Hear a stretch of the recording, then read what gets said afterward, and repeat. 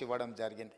ఈరోజు నేను తమ ద్వారా తెలంగాణ రాష్ట్రంలో కంప్లీట్గా స్పోర్ట్స్ పాలసీని తీసుకురాదలుచుకున్నాము. వివిధ రాష్ట్రాలల్లో మేము వాటిని స్టడీ చేసి వాటికి సంబంధించిన సమాచారాన్ని కూడా సేకరించినాము. అత్యధికంగా క్రీడాకారులకు ప్రోత్సాహకాలు ఇస్తున్నది హర్యానా రాష్ట్రము.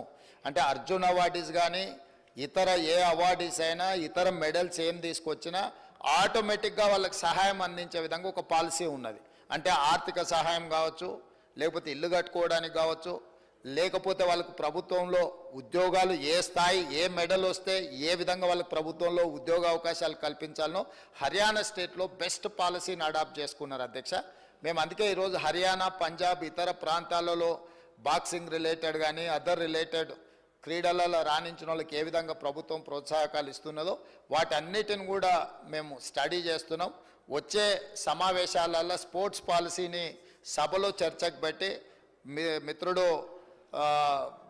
బీజేపీ ఎమ్మెల్యే గారు ఏదైతే సలహా చెప్పినరో స్పోర్ట్స్ స్టేడియంలను కూడా ప్రోత్సహించడానికి ఈరోజు ప్రభుత్వం దాని మీద ప్రత్యేకంగా దృష్టి పెట్టినాం.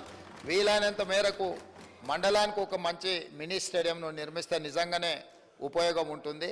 కాకపోతే ఈరోజు తెలంగాణలో భూముల విలువ అత్యధికంగా పెరిగిపోయి ప్రభుత్వ భూములు కబ్జాలకు లోనయ్యి చాలా ప్రాంతాలలో లేవు. ఎక్కడైనా ఏదైనా మండల కేంద్రాలలోగిన ఒకవేళ భూమి అందుబాటులో ఉంటే ప్రభుత్వానికి బడ్జెట్ కేటాయించడానికి ఎలాంటి ఇబ్బంది లేదు. అదేవిధంగా ఈ వేదిక మీద నుంచి తమరికి నేను చెప్పదలుచుకున్నది, మేము బీసీసీఐతో మాట్లాడుతున్నాం. వారితో ప్రాథమిక చర్చలు పూర్తి అయిపోయినాయి. నిన్న ఎక్కడైతే బేగర్ కంచెలో మనము స్కిల్స్ యూనివర్సిటీని ప్రారంభించుకున్నామో తొందరలోనే నేషనల్ అకాడమీ ఆఫ్ కన్స్ట్రక్షన్ని కూడా అక్కడికే షిఫ్ట్ చేయాలనుకుంటున్నాం. దాని పక్కనే బీసీసీఐని ఒక ప్రపంచ అంతర్జాతీయ స్థాయి క్రికెట్ స్టేడియంను నిర్మించడానికి మేము భూమి కేటాయిస్తాం. మీరు వచ్చి అక్కడ అద్భుతమైన ద బెస్ట్ క్రికెట్ స్టేడియంను నిర్మించండి అని వాళ్ళతో మాట్లాడడం జరిగింది. వాళ్ళు కూడా ముందుకు వచ్చిండ్రు. దాదాపుగా రాబోయే కొద్ది రోజుల్లోనే వారికి భూమి కేటాయించడం, బీసీసీఐ స్వయంగా అక్కడ ఒక మంచి క్రికెట్ స్టేడియాన్ని నిర్మించడానికి ముందుకు వస్తుంది. కాబట్టి ఈ స్పోర్ట్స్ విషయంలో నిధుల కేటాయింపే కాకుండా ప్రత్యేక కార్యాచరణ, ఎందుకంటే క్రీడల పట్ల నాకు ఆసక్తి ఉంది, మీకు అందరు కూడా తెలుసు అధ్యక్ష. ఈ రాష్ట్రము వ్యసనాల నుంచి యువతను బయటికి తీసుకురావాలంటే క్రీడల్ని ప్రోత్సహించాల్సిన బాధ్యత ఈ సభ మీద ఉన్నది.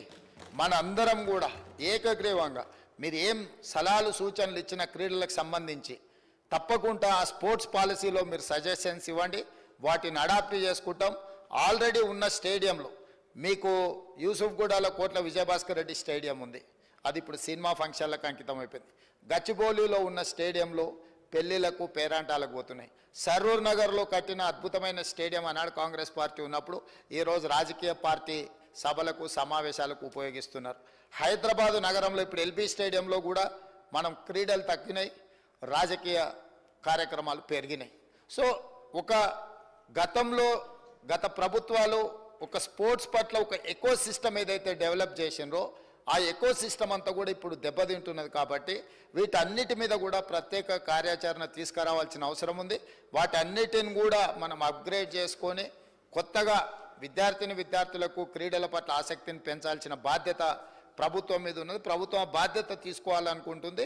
కాబట్టి మీరందరూ కూడా సహకరించి ముందుకు వచ్చి ఈ కార్యక్రమాలలో ప్రభుత్వానికి సహకరిస్తే తప్పకుండా అద్భుతమైన క్రీడలకు సంబంధించిన విధి విధానాలను పూర్తి చేసుకుంటాం. తెలంగాణ రాష్ట్రం నుంచి ప్రపంచంలో ఏ క్రీడలు జరిగినా కూడా తెలంగాణలో శిక్షణ పొందిన వాళ్ళు మెడల్స్ తీసుకొచ్చే విధంగా వాళ్లకు శిక్షణ ఇవ్వాలని మేము అనుకుంటున్నాం.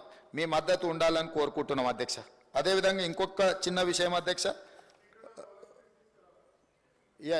ట్రై చేద్దాం. అక్కడ అంతకుముందు గతంలో ఉమ్మడి రాష్ట్రంలో శాప్ చైర్మన్గా పనిచేసిన రాజ్ ఠాకూర్ గారు ఉన్నప్పుడు చాలా మనం ఇక్కడ క్రీడల్ని ప్రోత్సహించే కార్యక్రమాలు తీసుకున్నాం. వారు ఈరోజు ఎమ్మెల్యేగా ఈ సభలో ఉన్నారు. నిన్నమన్న కూడా నేను శాట్స్కి కొత్త స్పోర్ట్స్ చైర్మన్ వేసినాను, నిర్ణయాలు తీసుకుంటున్నాం అధ్యక్ష.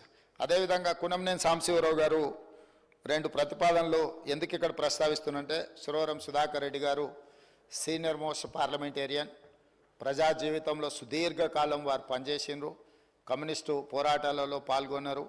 అదేవిధంగా వారు ఒక ప్రతిపాదన నాకు లేఖ రాయడం జరిగింది.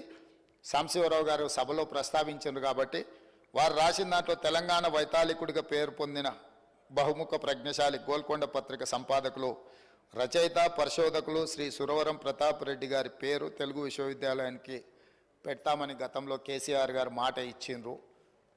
దాన్ని పెడితే బాగుంటుందని వారు అంటున్నారు. ఈరోజు తమరి ద్వారా ఈ సభలో ఉన్న అన్ని రాజకీయ పక్షాలకు నేను ఒక విజ్ఞప్తి చేయదలుచుకున్నాను. ఇప్పుడున్న తెలుగు విశ్వవిద్యాలయానికి పొట్టి శ్రీరాములు తెలుగు విశ్వవిద్యాలయం అని పేరుంది.